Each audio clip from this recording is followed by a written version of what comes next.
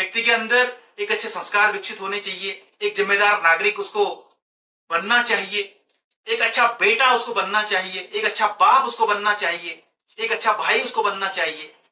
शायद इन पहलुओं पर हमने जोर देना बंद कर दिया है। आप सभी को मेरा नमस्कार। और आज के वीडियो में, आज की चर्चा में, आज के लेक्चर में आप सबका स्वागत है। और आज मैं जिस विषय पर बात कर रहा हूं वो है मूल्य युक्त शिक्षा। मूल्य युक्त शिक्षा, वैल्यू एजुकेशन। एक ऐसी शिक्षा जो भारत की आधार स्तंभ रही है, एक ऐसी शिक्षा जिसने भारत को ऊंचाइयों तक पहुंचाया है, भारत को ज्ञान का केंद्र बनाया है। आज मैं उसी मूल्ययुक्त शिक्षा के कुछ पहलुओं पर अपनी बात रखने का प्रयास करता हूं। यह बात सत्य है कि आज जिस तरह से भौतिकवादी युग में लोगों ने मूल्यों को छोड़ना शुरू कर दिया है, नैतिकता को छोड़ना शुरू कर दिया है, और एक पश्चिमी शिक्षा, पश्चिमी रहन सहन, पश्चिमी संस्कृति की जिस तरह से देखा देखी हो रही है, उसके दुष्परिणाम भी आने शुरू हो चुके हैं। अर्थात जब से हमने अपने शिक्षा में मूल्यों को नकार दिया, मूल्यों को स्थान देना बंद कर दिया, नैतिकता को स्थान देना बंद कर दिया, तब से शिक्षा के बहुत दुष्परिणाम सामने आने लग गए हैं। इसको कभी और दिन हम लोग चर्चा करेंगे, लेकिन यह बात सत्य है कि हां, निश्चित रूप से मूल्ययुक्त शिक्षा का एक अपना महत्व है। और जो शिक्षा भारत में स्थापित थी, प्राचीन काल से स्थापित थी, जिसके आधार पर भारत की पहचान दुनिया में होती थी, आज हम लोग कहीं ना कहीं, एक शिक्षक होने के नाते मुझे महसूस होता है कि हम लोग उससे हट रहे हैं। आज विषय केंद्रित शिक्षा को हमने बना दिया है। इतने मार्क्स, उतने मार्क्स, उतना अच्छा व्यक्तित्व, 100/100 एक्सीलेंट बच्चा है। नीट की परीक्षा, जेई मेंस की परीक्षा, जेई एडवांस की परीक्षा, उसमें 100/100 वो इंटेलिजेंट है। लेकिन क्या हमने उसके व्यक्तिगत जीवन को, उस बच्चे के सामाजिक दायरे को बढ़ाने का प्रयास किया, संजोने का प्रयास किया है? क्या हमने कभी अपनी शिक्षा व्यवस्था में वो स्थान दिया है कि ये बच्चा अगर एक बहुत अच्छा इंजीनियर बनेगा तो क्या ये बच्चा एक अच्छा जीवन, एक अच्छा अपना सामाजिक जीवन, अपना एक व्यक्तिगत जीवन जीने में सक्षम हो पाएगा? क्या उसके अंदर ऐसे गुणों को हमने समावेश करने का प्रयास किया? शायद नहीं। उसके परिणाम बहुत सारे सामने आ रखे। हमने जब जिस तरह से आज 2024 की मैं विशेषकर बात करूं, 21वीं सदी की शिक्षा की मैं विशेषकर बात करूं, तो निश्चित रूप से हमने विषय केंद्रित अर्थव्यवस्था बना दिया है और उसका मूल्यांकन 3 घंटे में होने वाला बना दिया गया है। उसके बाद अन्य जो पहलू हैं शिक्षा के, उनको हमने शायद छोड़ दिया है कि व्यक्ति के अंदर एक अच्छा व्यक्तित्व होना चाहिए, व्यक्ति के अंदर एक अच्छे संस्कार विकसित होने चाहिए, एक जिम्मेदार नागरिक उसको बनना चाहिए, एक अच्छा बेटा उसको बनना चाहिए, एक अच्छा बाप उसको बनना चाहिए, एक अच्छा भाई उसको बनना चाहिए। शायद इन पहलुओं पर हमने जोर देना बंद कर दिया है। परिणाम कि बहुत सारे प्रवृत्तियां सामने आ रही हैं। ऐसी प्रवृत्तियां हैं जिनके बारे में सोच करके ही आदमी भयभीत होने लगता है, जिसकी कल्पना करने से आदमी के अंदर भय उत्पन्न होने लगता है कि साथ रह रहे हैं बिना विवाह किए हुए, और जब तक बन रही है ठीक बन रही है, नहीं बन रही है तो उनके टुकड़े टुकड़े हो कर दे रहे हैं, एक दूसरे की हत्या कर दे रहे हैं, प्रेमी प्रेमिका की हत्या कर दे रहा है, प्रेमिका प्रेमी की हत्या कर दे रहा है। एक समय तक बहुत अच्छी अंडरस्टैंडिंग है, फिर उसके बाद फिर कुछ और इश्यूज सामने आए, तो फिर उसके बाद कुछ और चीजें हो जा रही है।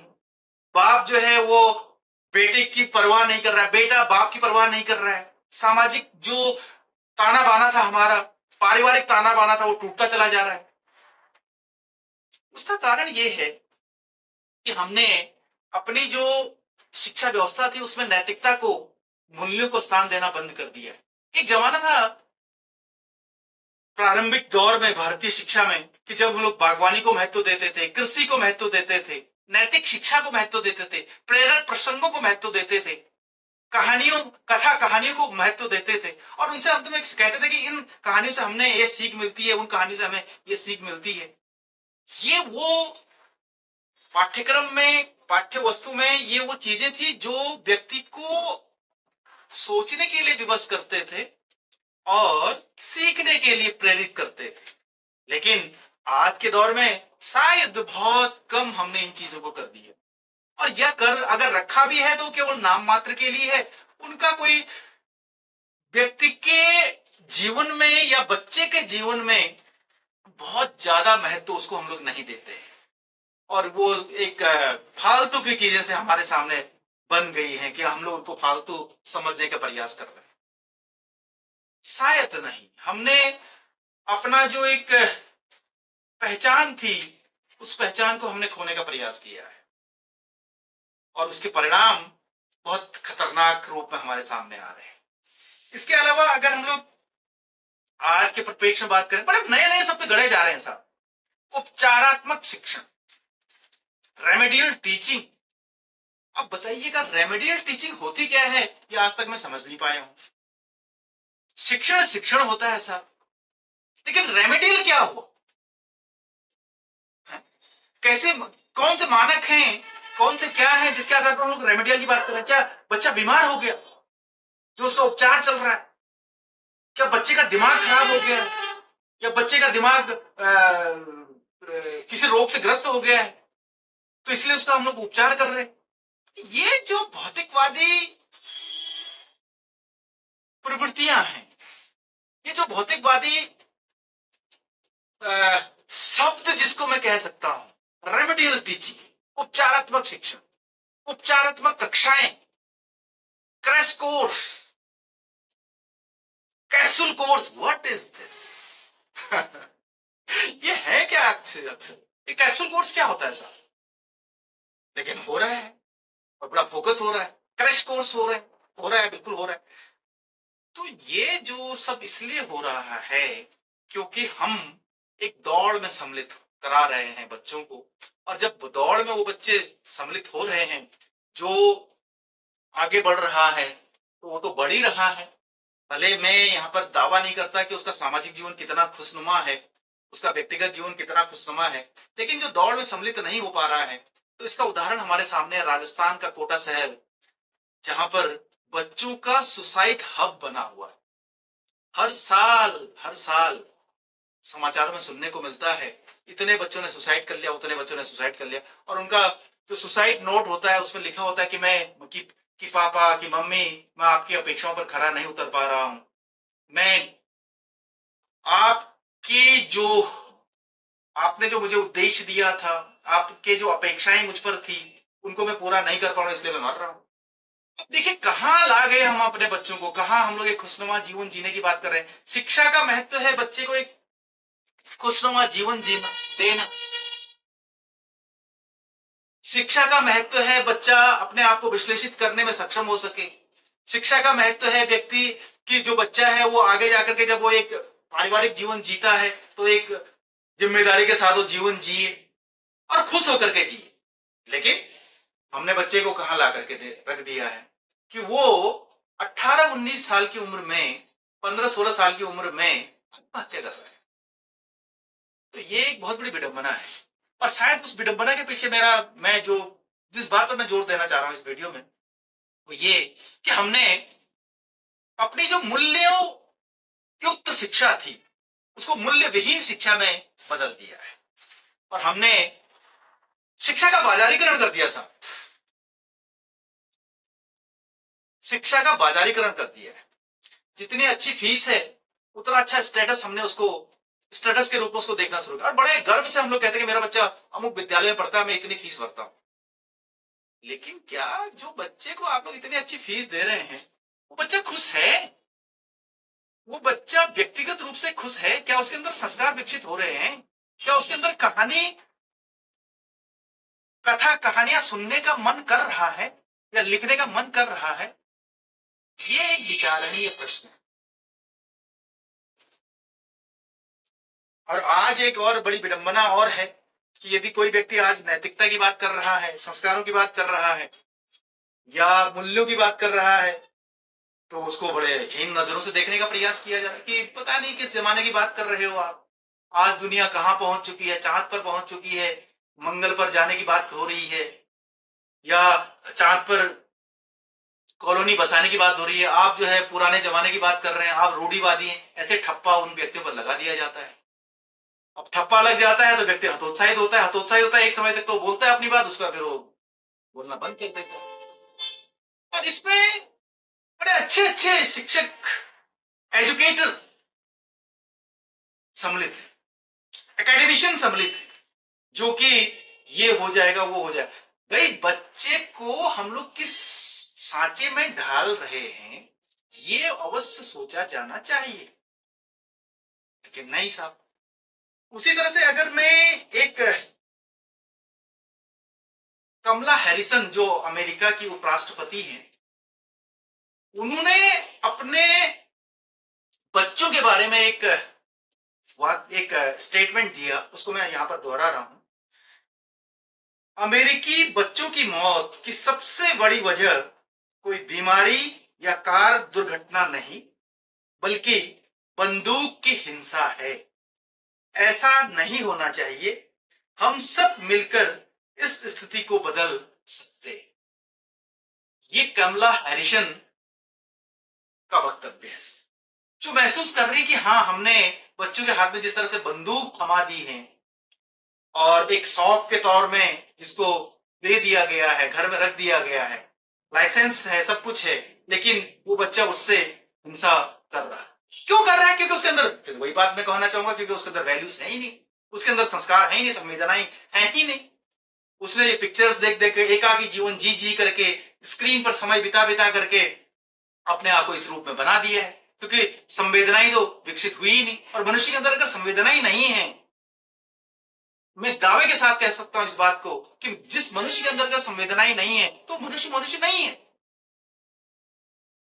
वो एक केवल कंपटीटर है, वो केवल एक निजी जीवन जीने वाला व्यक्ति है, वो केवल एक स्वार्थी व्यक्ति है, उसके अलावा कुछ नहीं। संवेदनाएं होना बहुत आवश्यक है, तब जाकर के उसको लगता है कि हाँ यार, मैंने ये काम अच्छा किया, वो काम अच्छा किया, ये काम नहीं करना चाहिए, वो काम नहीं करना चाहिए। क्या हम अपने बच्चों को ऐसा बना रहे हैं? ये एक विचारणीय प्रश्न है। इसके अलावा एक आंकड़ा मैं आपके सामने रख रहा हूं, जो शायद हमारे जो मूल्य विहीन शिक्षा है उसको बहुत अच्छी तरह से प्रदर्शित करता है। सामान्य रूप से हम लोग ये कहते हैं अपनी शिक्षा में या अपनी बातों में कि साहब, शिक्षा ऐसी होनी चाहिए जो देश प्रेम की भावना विकसित करे, अपने माटी से जुड़ने की बात करे और अपने लोगों को सहयोग देने की बात करे, ऐसा विकास करे व्यक्ति, ऐसा काम करे जिससे कि समाज का लाभ होता हो। ये हम लोग शिक्षा के में बताने का प्रयास करते हैं कि जो रोजगार उपलब्ध कराए, एक तरफ व्यक्ति को रोजगार दे, दूसरी तरफ अपना योगदान कर सके, ऐसे कुछ हम लोग बताते हैं। लेकिन कुछ आंकड़े हैं जो मैं आपके सामने रख रहा हूं, और वो आंकड़े हैं कि जो धनवान व्यक्ति है, भारतीय धनवान व्यक्ति हैं, वो किस मात्रा में धनी होकर के भारत को छोड़ रहे हैं, धनी होकर के भारत को छोड़ रहे हैं। 20 जून 2024 के हिंदुस्तान की में छपी हुई एक खबर है, जिसमें कहा गया कि 2024 में 4300 लोग, धनी लोग भारत छोड़ देंगे। अर्थात तो भारत में धनी हुए, भारत के संसाधनों का, भारत में रह करके वो धनी हुए, भारत के संसाधनों का उन्होंने दोहन किया, और आज वो जब धनी हो गए हैं, सक्षम हो गए हैं, तो अपने देश को छोड़ रहे हैं। उनकी संख्या है 4300। 2023 में 5100 यानी कि 5100 लोगों ने भारत छोड़ा, धनी लोगों ने, जो भारत में धनी हुए, भारत के संसाधनों का दोहन किया, भारत में अपना बिजनेस चलाया, भारत में सब कुछ अपना कारोबार किया, वहां से अपने आए नाम कमाया, सब कुछ कमाया, धन कमाया, अब वो देश को छोड़ रहे हैं। इसी वजह से 2023 में 7,500 धनी लोगों ने भारत को छोड़ा। फिर दोहराऊंगा मैं कि वे लोग जो भारत में धनी हुए और भारत के संसाधनों का भरपूर उपयोग किया, भारत की माटी में रह करके भारत में जन्म लिया, भारत की माटी में जन्म लेकर के अपना एक नाम कमाया, और आज वो देश को छोड़ रहे हैं क्योंकि वो सक्षम हो चुके हैं। उनको लगता है कि हमें भारत में नहीं रहना चाहिए। तो क्या कहीं ना कहीं इसमें हमारी शिक्षा प्रणाली उत्तरदायी नहीं है? क्या हमारी शिक्षा अगर ऐसी होती कि हमें अपने देश प्रेम करना सिखाती, अपने देश में रहना सिखाती, अपने देश के लोगों को आगे उठाने की बात सिखाती, तो फिर शायद वो लोग नहीं जाते, लेकिन जा रहे हैं क्योंकि भौतिकवादी युग है, चकाचौंध है, इसलिए जा रहे हैं। तो साहब ये है आज की शिक्षा, और निश्चित रूप से ये मैं कह सकता हूं कि जिस तरह से आज हमारी जो नैतिक शिक्षा है, हमारे जो मूल्य हैं, उन मूल्यों को अगर हमने जिस तरह से उनका उपेक्षा की है, उन मूल्यों को हमने जिस तरह से छोड़ा है, जो हमारे समाज को बांधे रहते हैं, हमारे परिवार को बांधे रहते हैं, हमारे अंदर एक संस्कार डालते हैं, अगर हम उनसे विमुख होते चले जाएं तो निश्चित रूप से बड़े खतरनाक स्थिति में हम लोग पहुंचते हैं, और पहुंचने जा रहे हैं हम लोग। जिस तरह से आज पश्चिमी दुनिया में ऐसा दिखाई दे रहा है कि जो नौजवान हैं वो बंदूक लेकर के शूट आउट कर देते हैं और 10-10, 20-20 लोगों को एक साथ मार देते हैं, और उसके बाद फिर उसमें बड़े खुश होते हैं। एक विकृत मानसिकता हम लोग पाले बैठे हैं, और ये एक समय तक निश्चित विकृतता हर समय रही है। विकृत मानसिकता वाले लोग हर समय मिलते हैं, लेकिन विकृत मानसिकता वाले लोगों का अधिक होना और कुछ लोगों का उसमें अटूट विश्वास कर लेना, ये एक बहुत बड़ी चुनौती है समाज के लिए। और उस समाज को एक अच्छा अगर बनाना है, उस विकृत रूप में जाने से बचाना है, तो उसके लिए हमें शिक्षा पर अवश्य ध्यान देना चाहिए। और अपने भारत में जो एक बहुत प्रसिद्ध वैल्यू एजुकेशन रही है, इस पर बहुत ज्यादा हमें ध्यान देना चाहिए। किस तरह से व्यक्ति के अंदर मूल्य विकसित हो सके और वो एक स्वयं अपना जीवन खुशनुमा व्यतीत कर सके, समाज के साथ उसका लगाव हो सके, समाज में वो उसके अंदर अपनत्व की भावना आ सके, समाज से उसका लगाव हो सके, और पारिवारिक जीवन में वो अपने आप को खुश महसूस कर सके, खुशियां बांट सके, दुख बांट सके। ऐसे व्यक्तित्व का विकास अवश्य किया जाना चाहिए। अगर हम लोग इस ओर ध्यान नहीं देते हैं तो फिर बहुत सारी विडंबनाएं पूर्ण स्थिति सामने आ सकती। तो ये कुछ पहलू थे, एक प्रथम दृष्टिया कह सकता हूं मैं, या प्रथम रूप में मैं इस विषय पर बात कर रहा हूं। और अगर मुझे अवसर मिला तो मैं आगे भी इस पर और अधिक चर्चा करने की कोशिश करूंगा। आपने मेरे इस वीडियो को देखा, जरूर आप इससे लाभान्वित होंगे या इस पर विचार करेंगे, ऐसी मैं अपेक्षा करता हूं। अगर वीडियो अच्छा लगा हो तो आप लोग मेरे चैनल डॉक्टर राम सिंह बिष्ट को सब्सक्राइब करिएगा, और फिर चर्चा में हिस्सा लें और मेरे साथ आगे बने रहें। इन्हीं सब आशाओं अपेक्षाओं के साथ आप सबका बहुत बहुत धन्यवाद।